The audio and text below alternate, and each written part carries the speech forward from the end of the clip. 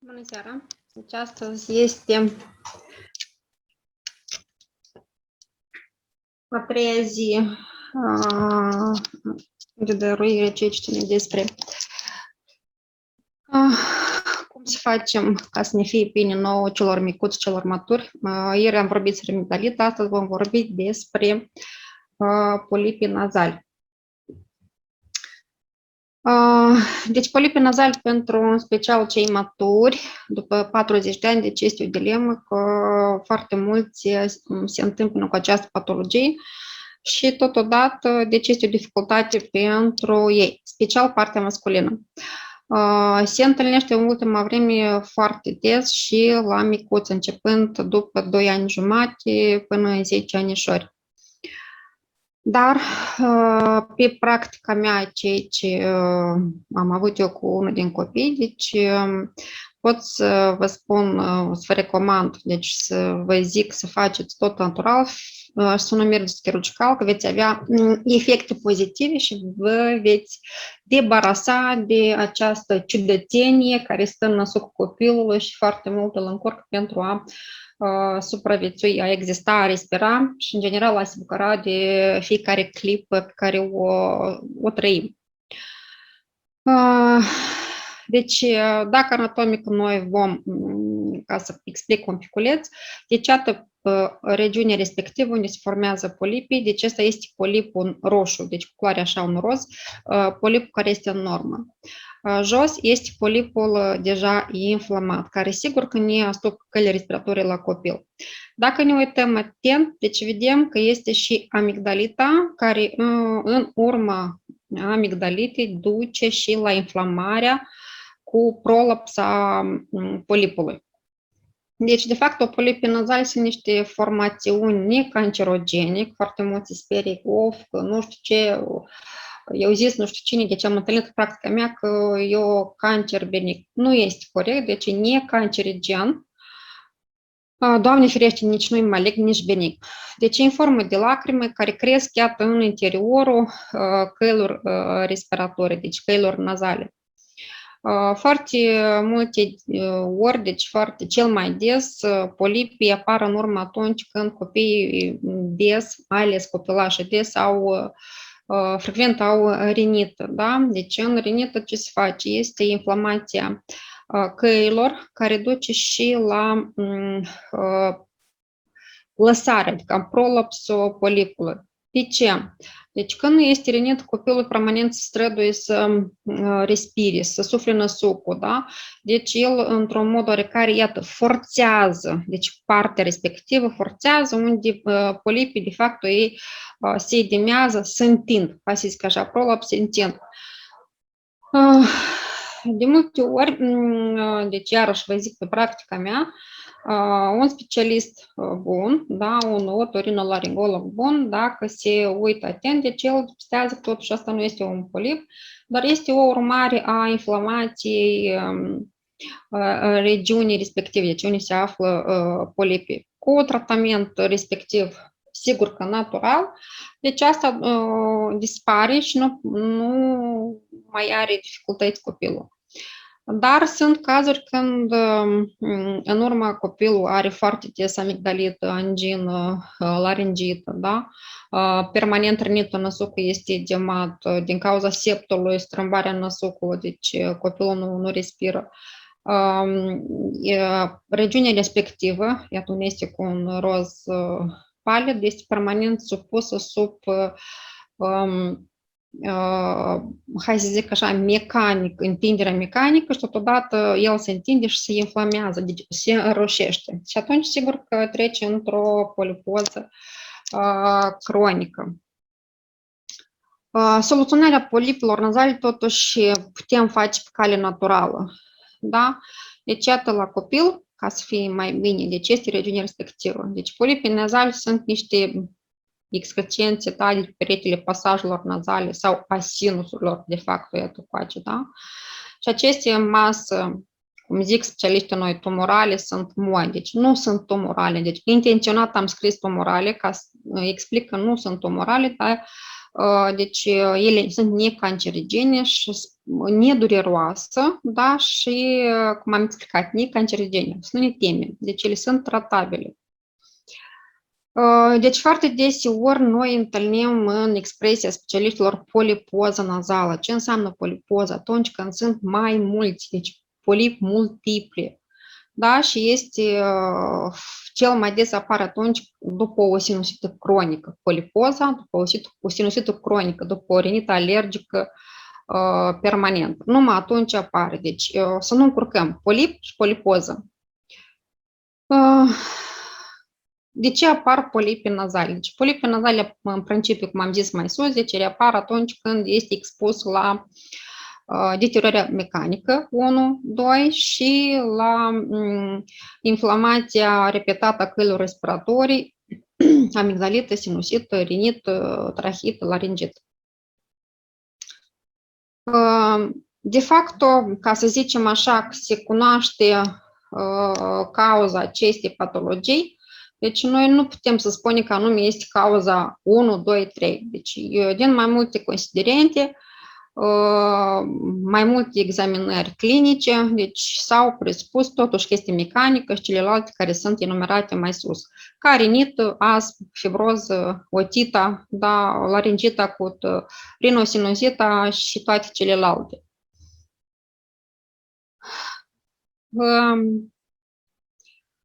Ca să putem deosebi simptomatica la polipii nazali, da, și cum ne afectează sănătatea polipii nazali, deci avem următoarele. Ca simptomatică, în primul rând este problema de respirație. Deci, 2, avem pierderea mirosului, pierderea gustului, nasul înfundat, strănut, tusele lătrătoare, deci sunt, secreție mucoasă de diferită consistență, dar e foarte urât mirositoare, da? Mai ales cei micuți au sfărăit cu gurița deschisă, deci stau, și cei maturi la fel. În primul rând, iată, regiunea respectivă, aici au o presiune micuții ca atare la 3 anișori, jumate, 4, poate să zică că mama ceva sau tata de ceva mă apasă aici, mă doare, deci, sau poate spună că mama parcă am ceva, un vermi, ce am întâlnit și practica mea. Foarte des au dureri de cap, au dureri chiar toată fața exterior, partea respectivă. În special se observă la maturi după 40 de ani. Atunci când ele este cronică, de fapt, noi nu putem respira în special noapte, deci creierul știm că nu se poate alimenta, deci are permanent o oboseală cronică, chiar hai să zic așa, permanent starea când se scoală dimineața, parcă nu am dormit, deci nu m-am odihnit. La unii, când, iarăși, depinde de la caz la caz, de la pacient, deci au cearcăne sub ochi. Foarte des apare sângerări. Dar sângerările pot să apară atunci când este și o infecție deja locală, deci cu streptococ, stafilococ. În tratamentul respectiv a polipozei, cel mai eficient, cel mai bun, deci ca tratament este în primul rând, mă refer la maturi și la copii, dar pe parcursul, să mai spun câteva metode, deci este spray-ul nazal. Spray-ul nazal care îl producem noi, îl facem noi din anumite produse naturale, pe apă distilată, pe apă fiartă un minut, răcită sau elementar, cel mai elementar în dependență de cauza polipelor, se face cu apă salină.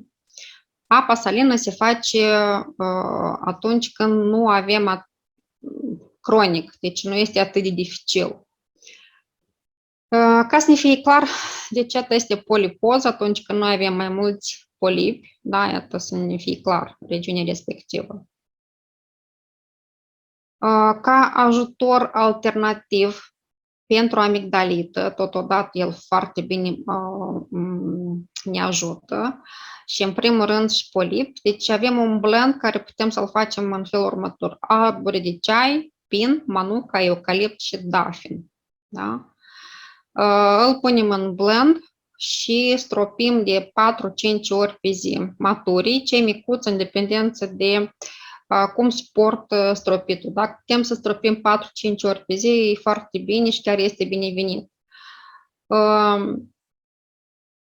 În polipi, ca tratament, noi putem să folosim și gargarele foarte bine ajută. Foarte bine ajută chiar și difuzorul pus cu uleiuri și baia. Deci neapărat se face. Deci cum am făcut și eu la copii. Deci în primul rând stropeam. Deci ca foloseam spray-ul nazal, gargara. Deci puneam difuzorul și făceam baie. Deci asta, ca să zic așa, sincer, a durat undeva în jur de 7-8 luni, după care polipii au căzut și deci nu au mai reapărut la copil. Tratament foarte bine. În polip merge uleiul de tămâie. Putem să facem un tampon de bumbac, deci o turundă micuț care el să vâră pe năsuc, încetişor și se pune chiar în fund așa, se ține câteva minute și se face de 2-3 ori pe zi. Deci când se face cu tămâie, la motor putem să punem nediluat picătura și îl punem pe ambele nări cu un pițișor de bumbac, deci anume se cere din lemn natural, bumbac, și el tocmai până aici înăuntru se aplică, se lasă ca pe gură să respire, după aia se scoate și se aruncă. O altă rețetă care putem să o facem noi cu ulei de tămâie, deci apa fiartă, numai să fim foarte atenți atunci când facem inhalațiile, da, apa să nu fie fierbinte mai mult de 37-38 grade. Se picură 2-3 picături, deci la copil 2 picături de tămâie, se acoperă cu un prosop, se lasă 10-15 minute ca el să respire. Pe parcurs, ca să poată să facă apuri respectiv, deci în vasul respectiv unde se face, este apa fiartă cu inhalare, se adaugă câte o linguriță micuță de bicarbonat de sodiu. La motor putem să punem chiar și 4 picături, deci nu va face nimic, chiar este binevenit. Ca tratament în polipi, deci folosim și arborile de ceai. Da? Deci avem arborile de ceai, putem să facem și turunde, și inhalații, și în spray. Ca turund, luăm un fir, deci se vinde cum ar fi ață de bumbac, dar ea un pic așa e grosuță, cum ar fi un creion simplu, dar tăiat în 4. Iată a 4-a parte, deci se vinde așa ață. Deci de luat ața respectivă, de muiet în arbor de ceai ulei, da? Și iarăși se vâră prin nări și se străduie să facă ca un fel tot aduni, deci ața în fund și se lasă pe 2-3 ori, după aia se scoate și se aruncă. O altă rețetă, deci putem să facem pe bază de vată, da? Deci ca să așa o alungim și pe o crenguță, iarăși de chiar crenguță de bumbac sau de bambuc sau o crenguță simplă de afară de luat din cireș, care este prelucrată fiartă, uscată și de pasta în mototolită și pusă vărât în nas. Dacă nu, cu bicior care de urechi, când șterge urechile din lemn, anume din lemn, se spate capetele, unde este tifon și se învălucește cu firul ăsta de vată și se lasă cu fața în sus culcat și se lasă pe spate și se lasă pe 2-3 ori. După aia iarăși se spate și se aruncă. Deci e metodă foarte, foarte bună pe care eu am folosit-o la copilul meu. Deci am găsit un cenicel, iată în forma respectivă, din lut. Da? Deci iată în partea respectivă a părții unde se toarnă apa, deci am găsit așa ca un fel de manșon din latex, da, așa grusuț, care are aici la capăt așa o găuriță. Deci și în cenicelul ăsta de lut, deci am pus apă fiartă și am adăugat uleiuri esențiale, bicarbonat de sodiu. Am amestecat bine, am lăsat ca să fie temperatura corpului și atât cu partea respectivă, deci îi turnam copilului asupra la un un taz, leghean, un vas, ceva, o căldare, turnam în suc și îl dădeam peste cap partea dată și ziceam, dacă nu poți să-l ții, vezi că vine în guriță, deci dă-ne sucul jos, că el să curgă în vasul respectiv. Și totuși am avut rezultate foarte bune. Deci, numai că menționez, din lut, da? Și aici un latex natural, dar el este grosuț. Cel care este subțire, deci frige în sucul copilului, deci înăuntru când îi puneți. Latexul mai gros, deci el e căldut, dar nu frige copilul. Ca tratament am zis că putem să folosim arborile de ceai, da? Ciprisul, eucaliptul, eucaliptul radiata, lavanda, putem să folosim în tratament, marjoramul, mirtul, peppermintul, deci îl folosim, e foarte bine ajută în cazul dat, uleiul de pin, uleiul de black spruce, special black spruce, deci el putem să inhalăm, difuzăm, dar să nu uităm că el ia și durerile, da? Plus la toate scoate și blocajele emoționale în momentul când copilul este un pic stresat, el este agitat, că se teme, că o să-l doară, că o să-i facă disconfort. Deci anume Black Spruce scoate blocajele astea emoționale, deci de a nu avea frică de ce să-i facem copilului și totodată durerea, în afară că face ca antiinflamator și decongestionat. Deci în polipi, foarte, foarte atent trebuie să fim atunci când îi facem copilului, iată, ceea ce am zis mai sus, am menționat, cu cinicelul ăsta. Că de multe ori, dacă nu suntem atenți, poate să dă și o hemoragie. Deci, atent ca să nu rănim năsucul copilor. În polip putem să facem masaj corporal, deci masajul șoc, totodată îl facem și local, pe partea externă, dreaptă, laterală, adică dreaptă-stângă a nasului și pe frunte. Deci așa cum facem noi pe spate, așa putem face pe frunte și pe partea laterală, și, adică a stângă și dreapta a năsucului, facem șoc. Pe tălpi, chiar putem copilul cu un tifonaș sau iarăși cel care șterge murichiușele, tifonul la capăt este cu vată. O scoatem și punem ceva din bumbac, muiem în ulei și pe dinți, între buză și dinți în interior, iată așa interior, deci facem aceeași procedură șoc. Da? Deci antiinflamator, antiinfecțios, hormonal și neurologic.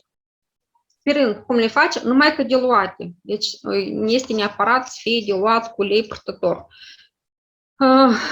La micuț, mie foarte mult îmi place să-l fac cu migdalic, el e mai grăsuț și nu atât de mult, adică îl deranjează pe copil sau pe cocos. Așa cum, repet, cum facem pe spate, așa îl facem la dințișor, la gengene, partea dreaptă și stângă și dreaptă la năsuc și pe frunte. Putem să facem chiar în fiecare zi, atunci când la copii, când deschide gurița și deci uitându-ne în gurița, apăsând limba jos și uitând la rădăcina limbii și vedem polipii respectivi, atunci, sincer, aș recomanda de făcut zilnic, chiar primele 10-15 zile zilnic. Deci eu aș face în felul următor, dimineața respirator, infecțios și după masă neurologic. După faceți odată o zi infecțios, o zi inflamator, o zi neurologic. Și după puteți face toată la 2 zile. Și mă sigur că o să aveți rezultate. După ce facem noi cu cinicelul cel care din lut mai sus prezentat, deci cu uleiuri, eu aș recomanda peste o oră după ce faceți cu apă salină, deci anume cu sare. La 50 de ml de apă se adaugă 3 linguri de sare de mare. Apa, când se face procedura respectivă, deci decoctul respectiv, puteți să-l punem apa fiartă și pe romaniță cu sare și îi adăugăm 0,5 ml de oțet de cedru în soluție dată și facem deci spalarea nasului și gargare, chiar în guriță, la cel matur și chiar și la copil. Dacă copilul va accepta, noi putem să luăm deci, soluția respectivă și cu o seringă, care să-i facem așa ca prăsnitură în suc, da? Între amândouă nări. Sau spray nazal. Iarăși, se recomandă după fiecare inhalare, dacă o facem cu uleiuri, ar fi bine să facem cu sare. Deci, peste o oră după uleiuri. Ca alimentație, deci foarte important în cazul dat când au copilașii și cei maturi au polipi, deci vitamina C, vitamina E, se recomandă ceapa roșie, da? Și cea galbenă, dar cel mai bună ceapa roșie. Brocoli, strugurii roșii anume, cireșele, citricele, fructele de pădure, vin roșu, da? La cei maturi, sigur. Alimentele care conțin omega-3. Probiotice și turmeric. Deci turmericul în polipi putem să picurăm câte 3-4 picături, deci 3 picături la micuți, diluat cu ulei de cocos, că e mai gras, și să-i picurăm în fiecare nară și totodată să-i punem cu o leacă de miere, 4 picături de turmeric, să-i dăm încetișor cu mierea sândită, deci concomitent. La cei maturi, turmericul aș recomanda să-l fac chiar curat, fără nediluat. Deci e foarte bun. Sunt rezultate foarte bune. Ardei iute caien. Deci, cum fac eu? Ulei de yin. În uleiul de yin, 100 de ml de ulei de yin, deci eu vreo 5 bucăți de chipăruș caien, îl tai mărunțel și îl las în uleiul de yin 14 zile la întunire. După îl strecor, îl prefac cu ulei de cocos și la cel matur, deci la maturi. Îi picurăm câte picătură 2 în nară și îi punem pe limbă câte picătură și cu un pic de miere, dacă nu poate suporta, și îi dăm voie așa încetișor să înghită. Deci el chiar usucă polipii și peste o perioadă oarecare, deci el cad. În afară că deci, pregătim decoctul respectiv cu ulei, dar el este foarte bogat în vitamina B6, vitamina C, potasiu, caroten, mangan, adică furnizează antioxidanți. Ca tratament în polip, deci este șoțet din cedru de miere, da? Deci se amestecă 2 linguri de oțet într-un pahar cu apă și se bea de 2-3 ori pe zi. Atunci când chiar suntem și răciți, putem să-l folosim, dar el foarte benefic este în polip. Putem să mai facem în felul următor. Punem 1 ml de ulei de cocos, o lingură de oțet de cedru de miere și o jumătate de lingură de miere, dacă avem de lavandă sau avem de salvie, sau pur și simplu miere de te. Amestecăm foarte bine. Luăm o turundă din bumbac, îl muiem bine în acest amestec și îl punem în nări. Sunt foarte bune rezultate. Deci altă rețetă care ar fi benefică, usturoiul să-l folosim, dar vă mai recomand o rețetă. Deci usturoi luăm așa cam 50 de grame. Ca de obicei eu 100 de grame de usturoi curățit, îl dau prin mașina de tocat, îl pun într-un tifon natural și îl lăs să stoarcă, deci sucul celălalt respectiv să stoarcă.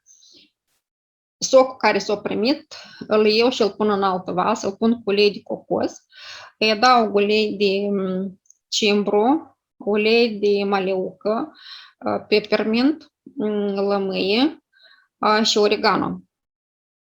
Și amestec bine. Și după aia iarăși punem picături în nas și pe limbă.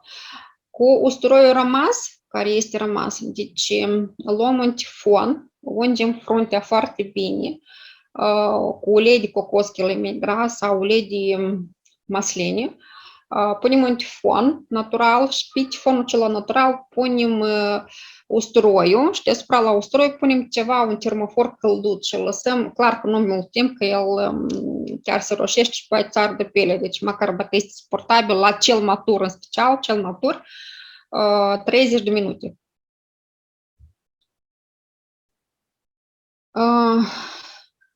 Altă procedură care este foarte benefică, deci în polipi, ceapa. Deci aici putem să luăm la fel. În afară că o mâncăm, folosim compresă cu ceapă, sucul de ceapă. Deci sucul de ceapă, iarăși, îl amestecăm cu ulei, îl adăugăm aici cu raviștara, dafin, tămâim și copaiba. Deci aici procedură. Picurăm în nas, în ambele nări, câte 3 picături, 4 la cel mare, la cel micuț câte picătură, de 4-5 ori pe zi, în special pe noapte. Deci știm că copaiba are efecte fenomenale pentru a scoate, a decongestiona, deci partea afectată a corpului nostru, indiferent fie pielea, fie oricare alt organ intern. În polipi, deci, iarăși, avem nevoie de anume legumele verzi, deci anume din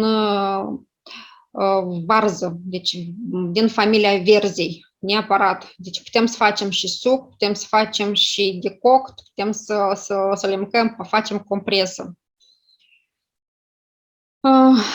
Deci cam asta am vrut să spun despre polipi astăzi.